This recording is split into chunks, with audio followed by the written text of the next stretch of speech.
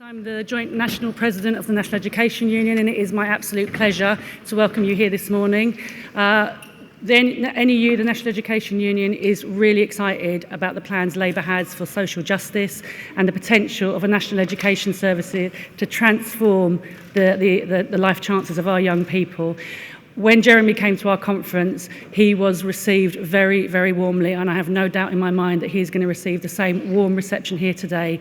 Please welcome Jeremy Corbyn.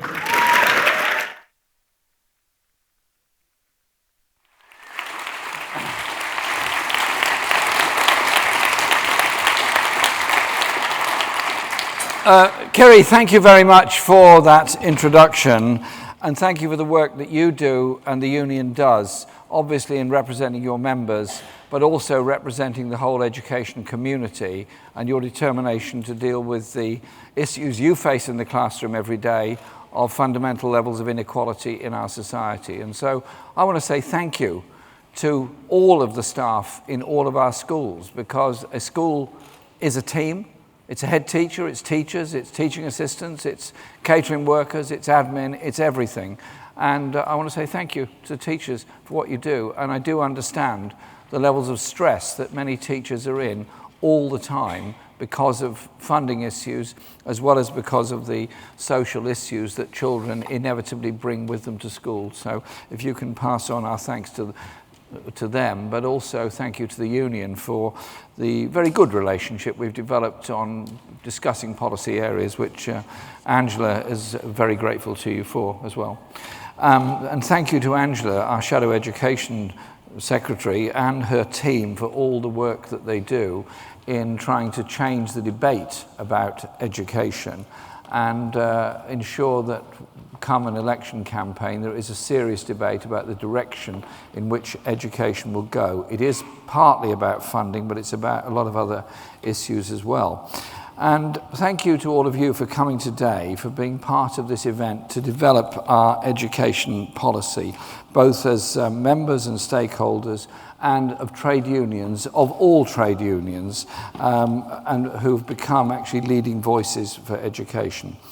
The purpose of today's event is to develop our policies through listening and engaging. I spend a lot of time traveling around the country, and I'm amazed constantly by the sheer variety of talent one meets. But it's also important to have a respect for people and the knowledge they got. Knowledge can come in all forms, in all places. And actually, I say this to schools whenever I go there, everybody you meet knows something you don't know. So share that knowledge with them. And some of the wisest people you meet are actually those that are driving buses, sweeping our streets, or working in factories or shops. Everybody has experiences and knows something. It is about respect for people and what they know. But so much talent, and it really is talent in our society, is squandered, absolutely squandered and wasted because of obscene levels of poverty and inequality in Britain. We have become one of the most unequal societies in Europe, and the only one of the OECD countries that's seriously more unequal than us is the United States of America. I'm not proud of that. That's not the direction I want to go. And I think we have to change the whole mood music on the economy as well as on levels of sharing of wealth. For decades, we've been told that inequality doesn't matter because the education system will allow talented and hardworking people to succeed whatever their background. You've all heard that. But the greater inequality has become, the more entrenched it has become as well. Social mobility has failed even on its own terms. The idea that only a few talented or lucky people deserve to escape the disadvantage they were born into, leaving in place a social hierarchy in which so many are consigned to the scrap heap, results, in reality, in the talents of millions of our children being squandered. Education is one of the most powerful means we have to overcome disadvantage. But I say this, our current system broadly mirrors and reinforces the existing inequalities within our society. The privileged remain privileged, while people from working class backgrounds are often denied the opportunities that should be available to them. We need a new approach, an education system that will unlock the potential in every child, not just a lucky few. We need to give everyone a chance to flourish. At present, our education system simply doesn't work for all. It's increasingly based on testing and competition, focusing resources on only a few subjects and the students perceived to be the most able. This actually reinforces inequality by only valuing some talents. Some schools throw absolutely everything at getting some pupils into Oxbridge for prestige and status, and that often comes at the expense of students with differing talents and differing abilities. We have a system that doesn't just create hierarchy, but actively celebrates that hierarchy. Schools, universities, and even the students themselves are divided into winners and losers. But children only have one childhood. No child's potential should be lost. Yet, by the age of 5, just over half of children who are eligible for free school meals, which is a measurement of poverty, reach a good development in school, compared to 3/4 of their peers who are not eligible for free school meals. That's quite a significant difference at the age of 5. As that child goes through primary school, or those children go through primary school, the gap in achievement widens and gets worse. As they get older, only 1/4 of students from low-income families go on to higher education, 25%, compared to 43% of their peers who come from slightly better off families. To distract from this abysmal record, some have argued that as long as there's a ladder enabling a few to climb out of disadvantage, it's okay. But social mobility is actually a poor way to judge how fair our society is. You can have high social mobility in a deeply unequal society where poverty is rife. And in any case, as Angela will outline, this government's record on social mobility is absolutely woeful. Stagnant social mobility comes against the background of austerity policies that have hit education very, very hard, as they've hit the rest of society, driven through by the Conservatives and their Liberal Democrat accomplices in the budget of 2010 and the legislation that follows. That government closed 1,000 Sure Start centres. One of the greatest things we brought in was Sure Start centres to give every child a decent start in life and help the whole family to understand the importance of education, of learning, of social playing together. And this government has made the first cuts to school funding in a generation, leaving more than 90% of schools, 90%, with less funding per pupil than they had in the past. As if that's not bad enough, they've tripled tuition fees after the Liberal Democrats fought the 2010 election, promising to abolish them. And they have grotesquely underfunded further education. And that means crowded lecture halls, it means lack of facilities, it means lack of support for students, it means less one-on-one support for students going through a tough time, and it also means much worse working conditions for further education staff, most of whom are now on sometimes 0 hours, sometimes short-term contracts with a great deal of insecurity that goes with it. I used to think that somebody who worked as a college lecturer had a good, secure job for life with a pension. Wow, that shows how long I've been active in politics, doesn't it? Because that is simply not the case, and I think we have to look at those terms and conditions as well. The result of all this is a waste of potential, both for the individual student and for society.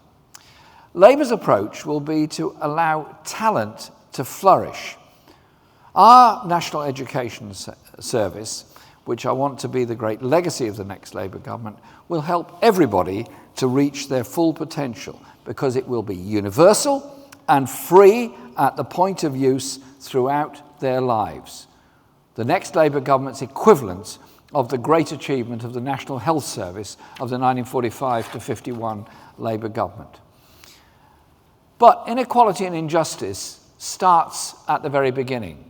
It starts with the poverty in which children are born or not born, depending on their parents or the parents' income. We'll provide, therefore, 30 hours of free childcare for all children from 2 to 4, because I think it's important that we bring together children at the youngest age and give them a decent start.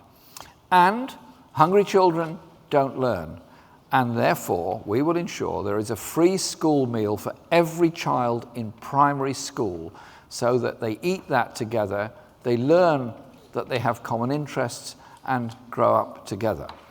And we will properly fund our schools, allocating more resources to where the need is greatest. When I read of the fundraising schemes being dreamt up by head teachers in primary schools all over the country, I don't blame the head teacher for that.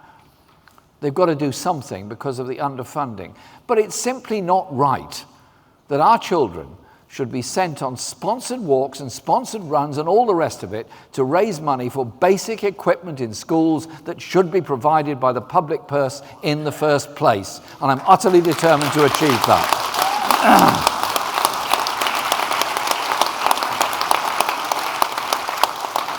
And of course, the allocation of resources has to go where the need is greatest. We will end the Academy and Free Schools programme. We favour locally accountable schools that cooperate like a family. The family of education in each town and each city is something so much more powerful than a series of competing academies or free schools that decide not to talk to each other. We can all learn something from another school. But I'm also very keen that we should foster real equality of esteem between technical or vocational and academic education. So we will support apprenticeships, but, and this is a big but, they must all be good quality. Some are absolutely brilliant and very, very good apprenticeships and are actually quite hard to get. But too many places see apprentices as cheap labour on a very low rate of pay.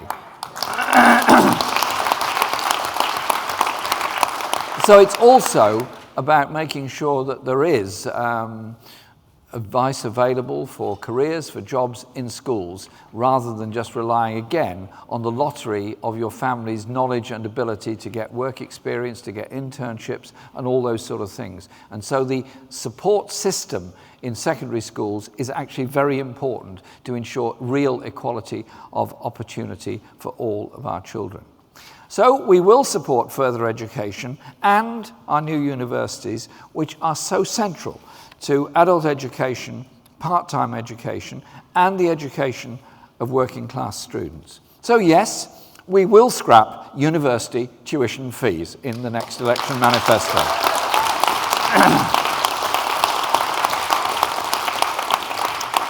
The National Education Service will seek to overcome the inequalities that hold back talent through class, sexism, discrimination against people with disabilities, and racism and homophobia. All issues which I'm sure we're going to be talking about today. I want children to experience a more rounded education that imparts the joy of learning, an education that values creativity and, yes, critical thinking. Strong societies are those where there is critical thinking, where there is a challenge to the orthodoxy that we've all been brought up with. And that begins at the start, in nurseries, which should be a place to encourage play and social skills. And at schools, we will introduce a pupil arts premium. Learning music, art, creativity, theatre, acting improves the children's grasp of languages and maths, improves their self-esteem, and helps to break down the barriers about what are cultural values and what are not cultural values in our society. I'm utterly determined that every child gets a chance to learn a musical instrument in school, not just those where the school is lucky enough to have them donated to them. It seems to me a pretty basic thing that we should be able to deliver for all of our children. And it will be a Labour government that will deliver it for all of our children. And as I announced at the NEU conference, we will scrap SATs in primary schools so that children can spend more time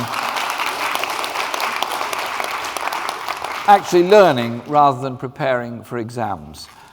I have many friends who are teachers and many friends who are parents of primary school children.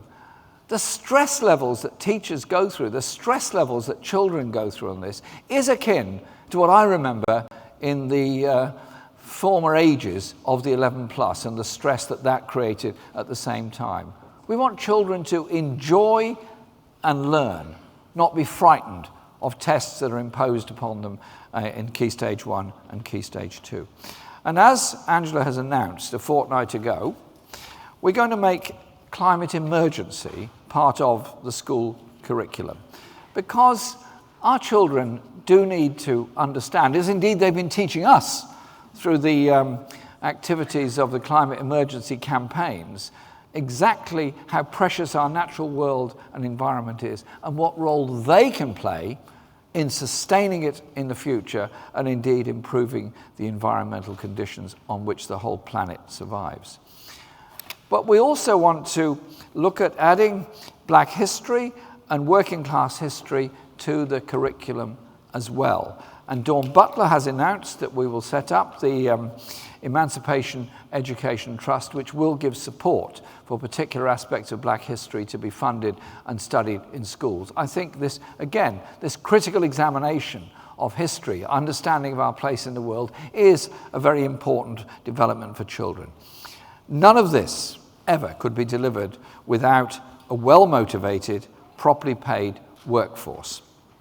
Last year's strikes by the UCU members showed that the teaching profession is on the front line of the struggle for better working terms and conditions.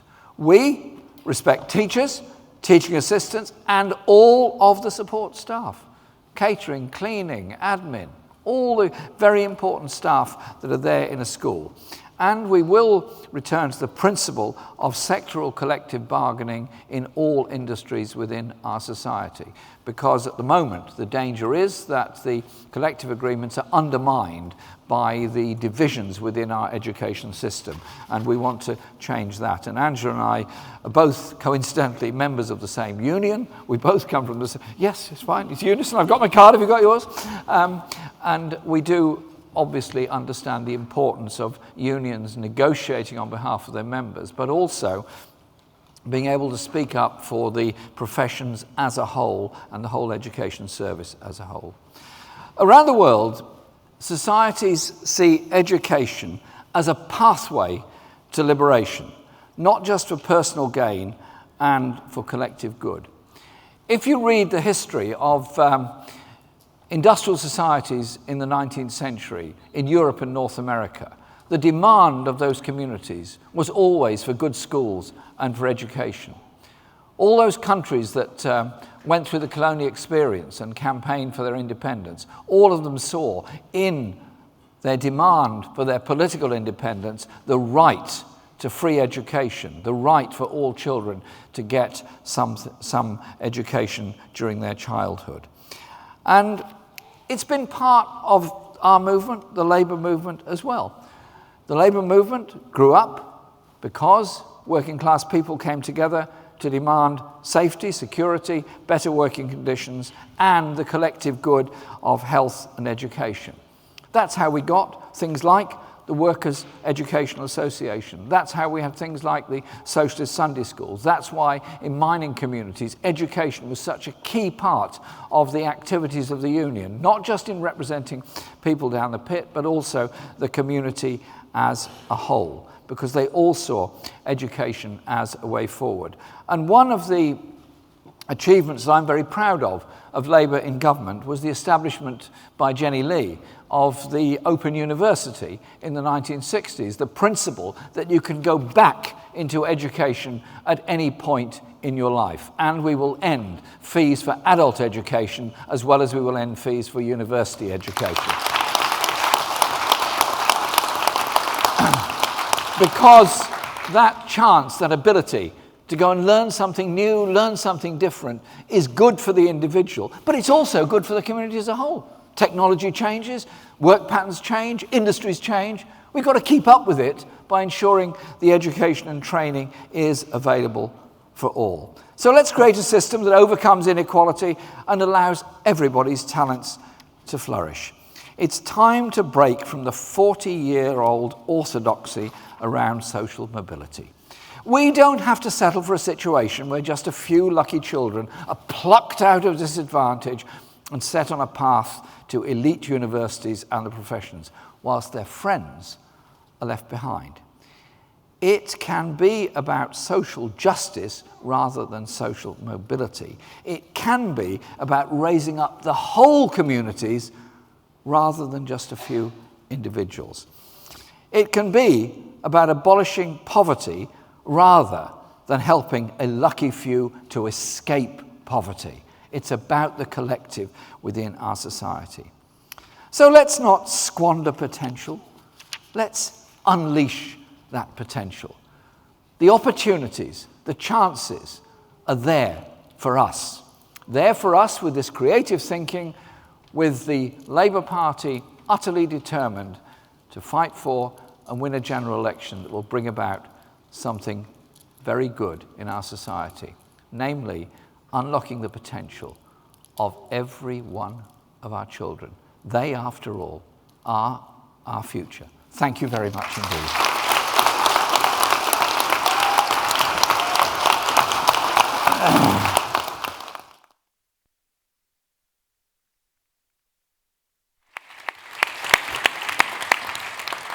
Thank you, Jeremy, and it's great to be in Birmingham, and thank everyone for being here today with us. Because as Jeremy has set out, the Labour government he will lead is going to be quite different from any other in my lifetime. Like the government of 1945, it will face the challenge of rebuilding Britain, and we will have to find the radicalism to meet it. That Labour government built the National Health Service, founded on the principle that our whole society is better when free healthcare is available for all who need it, from cradle till grave, funded through progressive taxation so that we contribute according to our means. That too is the vision behind Labour's National Education Service, an integrated set of institutions offering free lifelong learning for all citizens and for the public good. Not just because education is important in its own right, but also because it does shape our society. It shapes who has wealth, who has power, and who has opportunity. The Prime Minister herself once agreed. Her first speech was a promise that when it comes to opportunity, we won't entrench the advantages of the fortunate few.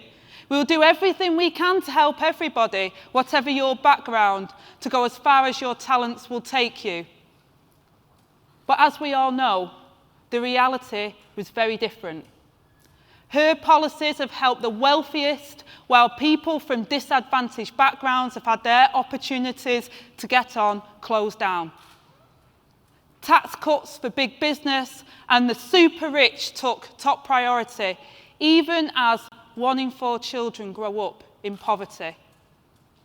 Within 18 months of the Prime Minister's words, all of the government social mobility commissioners resigned, saying that there was little sign of meaningful action and that Britain was becoming more unfair on her watch. It took the government nearly a year to replace those commissioners, a third of the Prime Minister's time in office.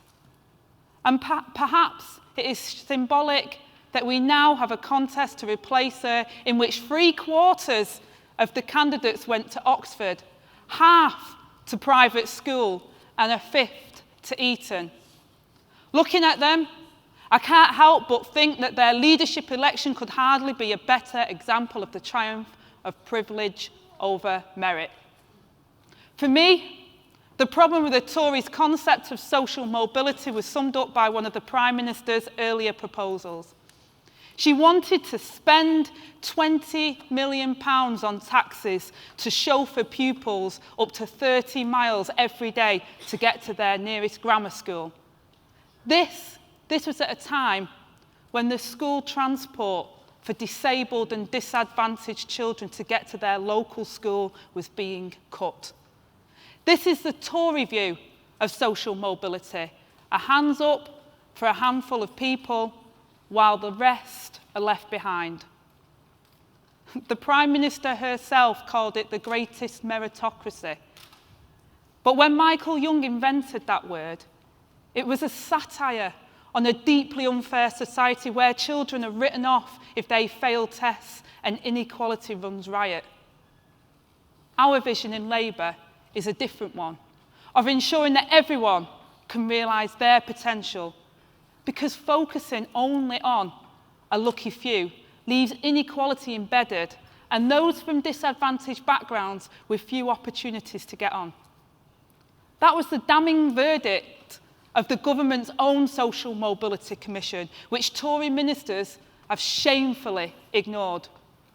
The commissioners found that class privilege is entrenched and social mobility has stagnated throughout this government's term of office.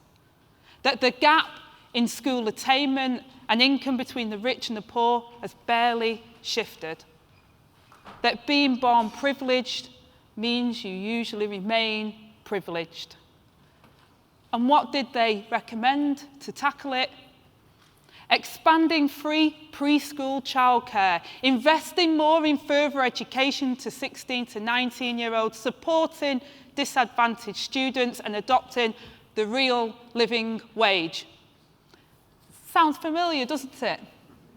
Because as Jeremy has said, a Labour government would provide free universal preschool education, increase funding for 16 to 18-year-olds, restore the education maintenance allowance and maintenance grants, and of course adopt a genuine national living wage.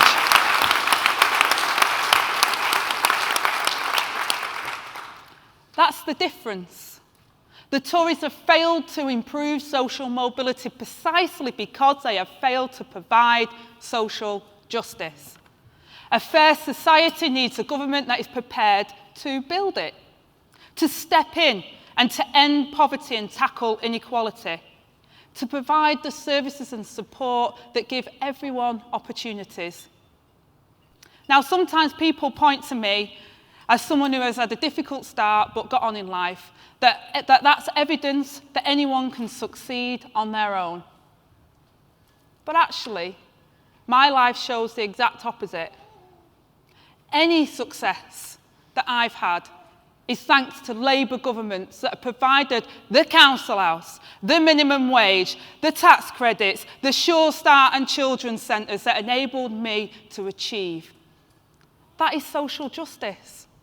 Not one person doing better than the people that they grew up with, but all of us working together to give everyone the chance to reach their full potential.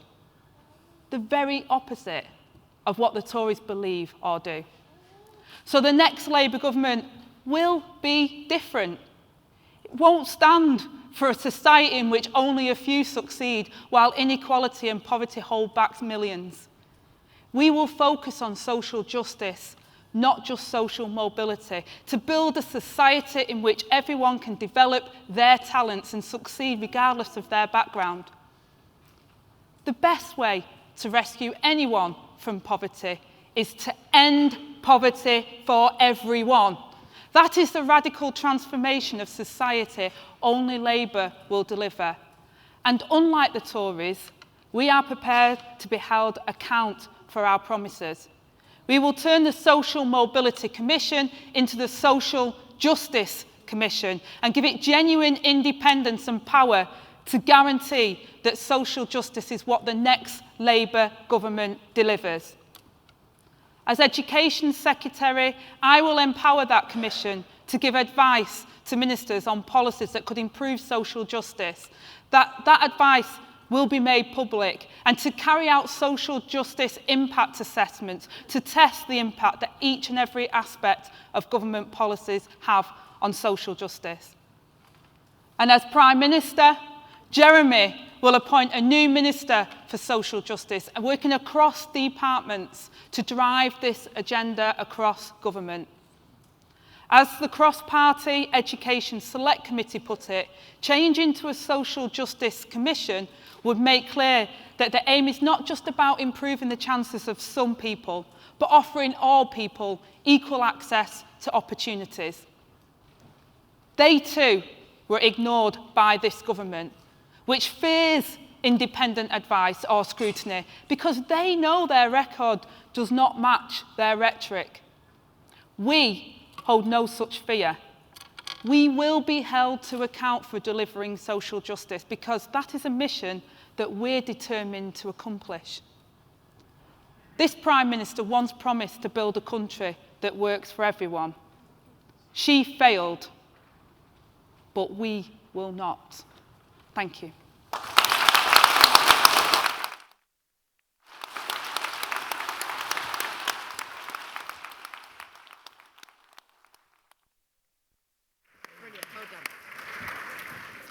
Okay, so now it's up to me. My name's Lynn. I'm Lynn Brown. I am the social mobility, social justice, social inclusion, anti-poverty person based in the Treasury team under John. And my job today is to take questions from you, but also to take questions that have been coming in for a week or more into our inboxes. So if you don't mind, I'm going to go straight to Jenny Mitten, oh gosh, it's gone, from Sutton Coldfield, who wants to ask, basically, what we're going to do to reintroduce Sure Start and to make sure that every child gets access to a decent start. Okay, well, we'll start off there. I mean, one of the things that frustrates me a lot of the time is that the media likes to suggest that all that we were about was getting rid of tuition fees, whereas actually one of the things that Jeremy was really passionate about when he gave me a blank piece of paper and said, Angela, let's have a national education service, one of the things that he did make absolutely clear was that if we were going to really tackle social mobility and have social justice in this country, then it starts way before then. And that early years was so crucial to that. And that's been one of our primary goals because we know that 0 to 5 period is the most important period and we want to get it right first time and not having to play catch up. So as Jeremy outlined in his speech, not only was we going to make sure that all 2 to 4 year olds got that 30-hour offer, which at the moment those that need it the most don't get that and don't get access to it, but we also wanted to look at one of Labour's last legacies, which was the Sure Start programme. And I'm talking about the first Sure Start programme, which talked about families coming together, learning about being social, learning about the love, learning about nurture, and we wanted that. And I remember meeting David Blunkett and I said, David, we need to capture something around Sure Start, you know, and he says, Ange, you just call it Sure Start Plus. I thought he's a genius.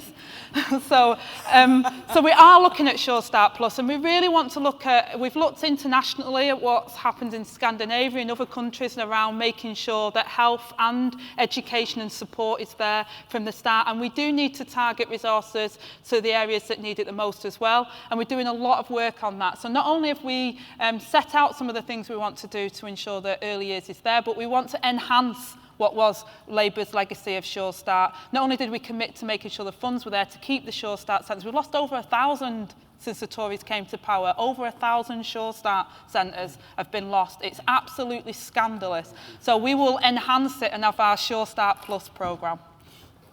Jeremy. Yeah.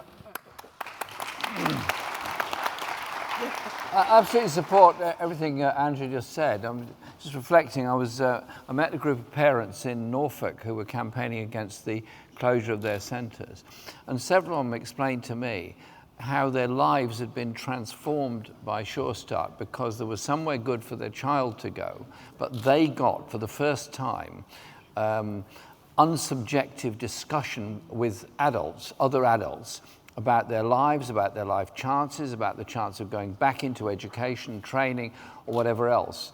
And they felt good about it, and also they got on with other parents much better, because being a new parent can be a very lonely and very isolating experience, and that is what, at its best, the Sure Start programme and children's centres has achieved. And so I am very, very keen to bring it back. Some have survived in some parts of the country where councils have been able to somehow or other try and fund them, but the whole programme has been seriously damaged by decisions made in 2010, and I'm very, very determined to bring it back, because it's the inequality of opportunities for good care and good support for very small children, even before the age of 2, that makes such a massive difference to their lives later on. It can't be right that in the 5th richest country in the world, which we are, you could draw a map of a child being born today, and you could pretty accurately predict what is going to happen to them for the rest of their lives.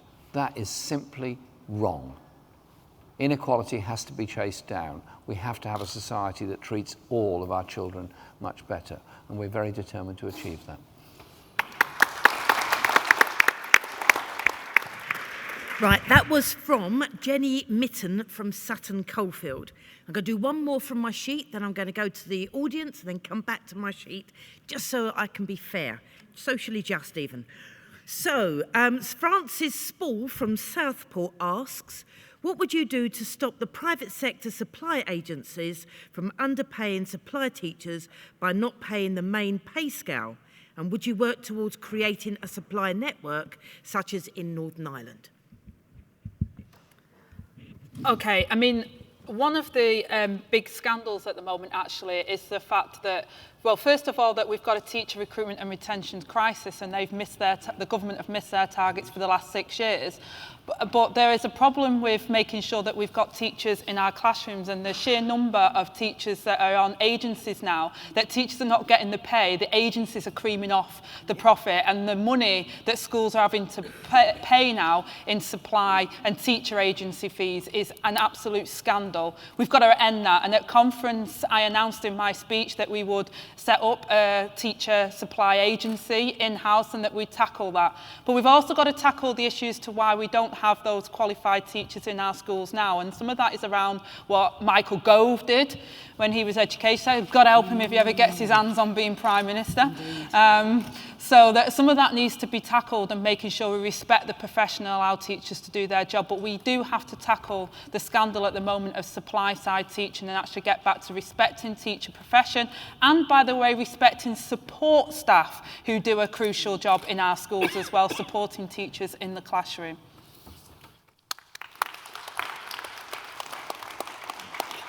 So that question came from Francis Spall from Southport. So I'm opening it up to a question over there. The sister was just so excited and up first. Go for it. Thank you. There's a mic behind you. Rhiannon Lockley, I'm a UCU rep and I work at Birmingham City University.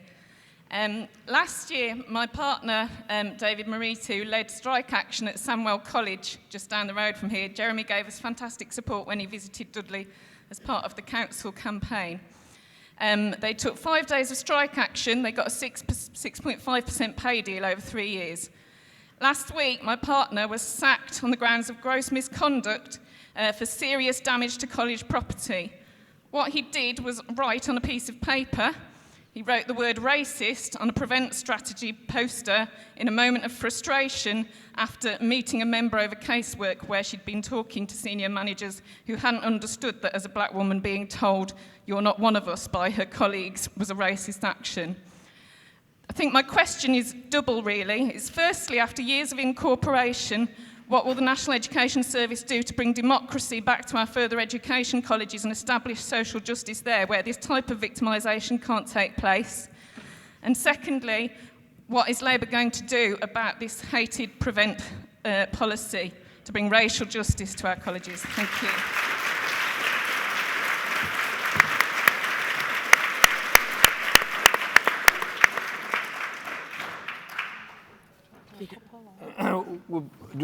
I'll do this one first. First of all, thanks for what you said, and obviously the case of your partner has got to be looked at and appropriate action taken on that. Your point about democracy and colleges is a very important one. Angela and I have started discussion about this.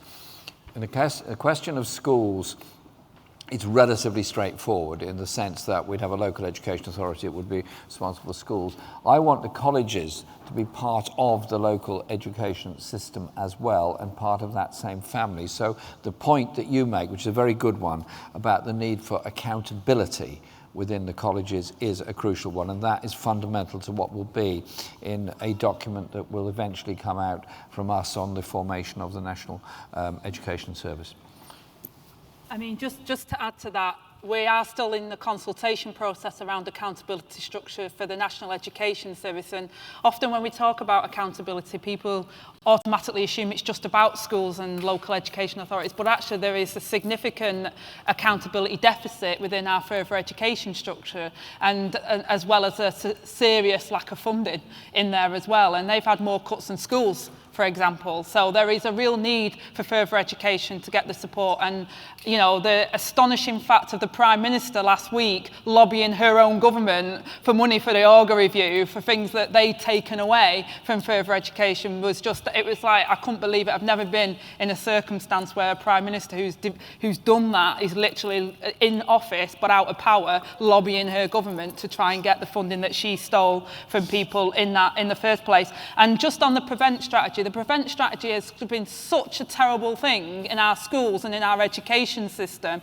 It needs absolutely throwing away and starting again. And I'm sure Diane Abbott will do a fantastic job of making sure that happens.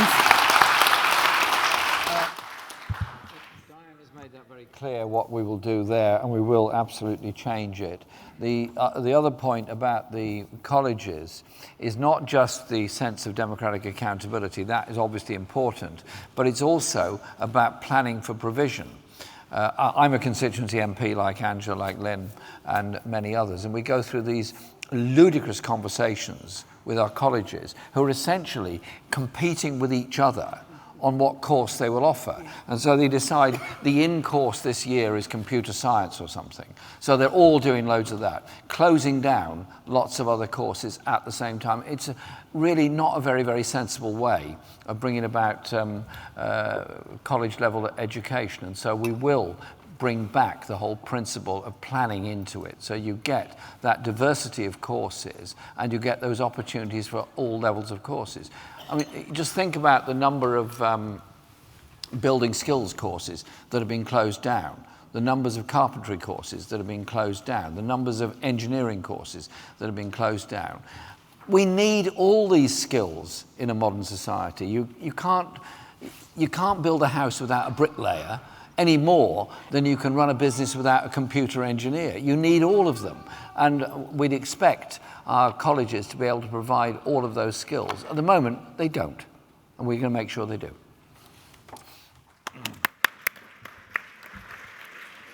I'm going back to the bit of paper because you lot are going to get an opportunity to talk in a minute. So I know where my constituency lies. Steph from Brightlingsea. What can we do to address the two-tier access to education for SEND pupils? Parents who can afford specialist reports and appointments, legal support and any specialist equipment needed and time out of work to accompany and represent their child in school and at meetings and appointments are still unable to secure a suitable education for their child. I think this is a really important point, actually, about what's happened in our education system at the moment. I don't even think it's two-tiered. I think it's even worse than that, because most parents, when they get the health and education plan, they think it's like, finally, after years of fighting, I've got this plan and it's going to provide for my child. And then they realise that even with the plan, they can't get the funding and they can't get the support for their child. And there's so many young people that even with the plan or just fall below getting the plan, can't get the support they need. And this has a direct consequence of the narrowing of the curriculum, the fragmentation of the system, the cuts, the staff that they've left. There's no surprise that a lot of staff that have been made redundant are the support staff that support the most vulnerable and the children that need that support the most. So, if you look at society and you hold a mirror up to us, we often say society is judged by how it treats its most vulnerable. Well, I tell you, we're beyond safeguarding when it comes to how we treat our children with special educational needs and disability. They're not getting the support that they deserve at the moment, part funding and part around some of the reforms that were made by this government. And that's why it's so important, actually, that we do look at social justice and we do look at the deprivation indicators. We do look at making sure that every child, as Jeremy said in his speech, that people shouldn't be feeling like they're not good at something. Our education system has got to celebrate everything about all our uniqueness and the talents that we bring to the fore. Because at the moment, we make children and young people feel they're not good enough. Mental health in our schools, it's GCSE exams at the moment. And I'm desperately supporting some of my godchildren and others who are going through such a tremendous time. And many of us around the country will know that, trying to support our young people who feel that their lives are over either through SATs. I sat with young kids saying, I didn't do very well. If I don't do well on my SATs, it's going to follow me around. And I'm like, it doesn't matter what your SATs say, but it did matter to them. They knew what this system is at the moment, and we've got to change it. And those young people with SEND who are told that they're not good enough, or the school are looking at them and thinking about what resources will I get to help this child, and is there anything I can do? It's devastating. It shouldn't be right. And we will fund education, and we will make sure that those children that need those plans get them. And not only when you get those plans, you will be given the support that means our education system is truly inclusive for every single person. I think the very strong point in the question was about the ability for representation. And again, as a constituency MP, I come across cases where the parents are having real problems getting a reasonable hearing, being able to articulate what they need on behalf of a SEND child, and therefore that child often doesn't get what they want. But I also hear the problem of the schools. When the schools are up against it on funding, they want to do everything they can. The Senko is very keen on supporting in the best way that they can, but it ends up with either the child with special needs doesn't get a place in that school, or doesn't get the support they deserve and need within that school. And so that does mean looking at the funding needs of the local education authorities on this, because unless it's properly supported by central government funding, then some of them will simply run out of funds to deal with it, and the children who will lose out are those with special educational needs, but nevertheless all have potential. My basic position is I support inclusive education. I want all children to be in school together, and I want all of our children to understand that disability doesn't have to be a barrier. Disability is something that can happen, but that child, with whatever disability is, nevertheless can achieve the most incredible and brilliant things. But they do need the special help, support, and needs to do it. So we will be looking very, very carefully at this. And I know there's going to be discussions here today which we'll be listening to very carefully. The principle is every child deserves the very best, and that's what we're about. One more from the sheet. Francis Griffiths from Gloucester. What are your thoughts on the idea of putting more resources into having a really good careers guidance service for young people as a way of improving productivity and happiness at work? Happiness, I like that. Yeah, thanks for that question, because I mentioned this in my contribution, that unless we have good support and guidance in school for all children, then the network of the well-connected parents takes over, and the work experience, all that sort of thing, which is so important, goes to the well-connected and not to the others.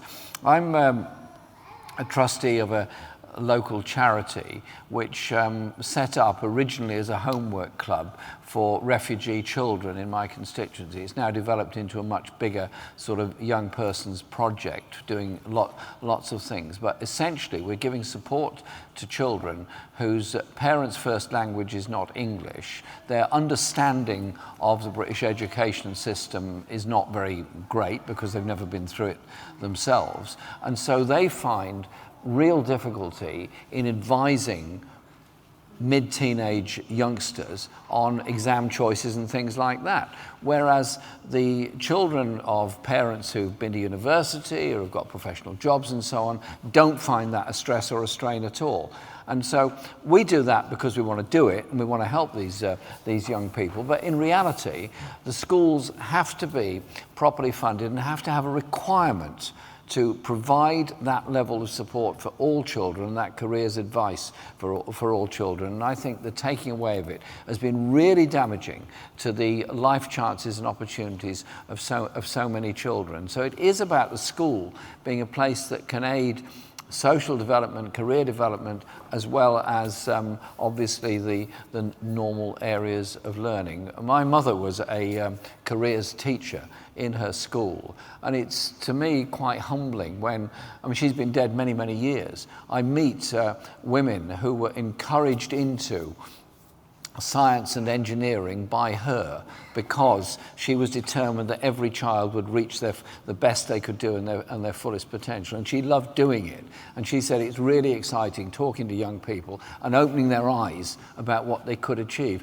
Most schools don't do that at all now, absolutely none of it at all, and I think it's important that we do bring that back, and the person on my right is the one to bring it back. Thank you.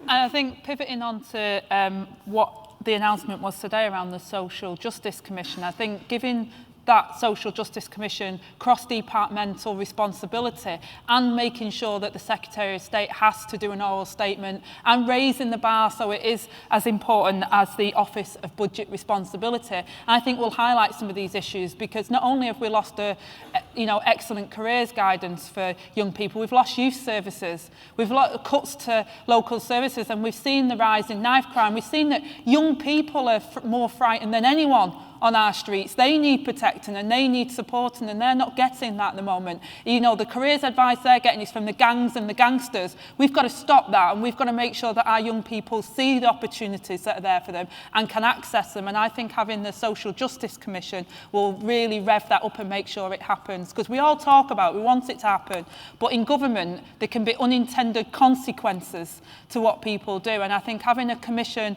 that can really have teeth and push that and drive that forward means we will have good careers guidance, we will have youth service, and we will have more support for our young people who deserve better than what they're currently getting from this government.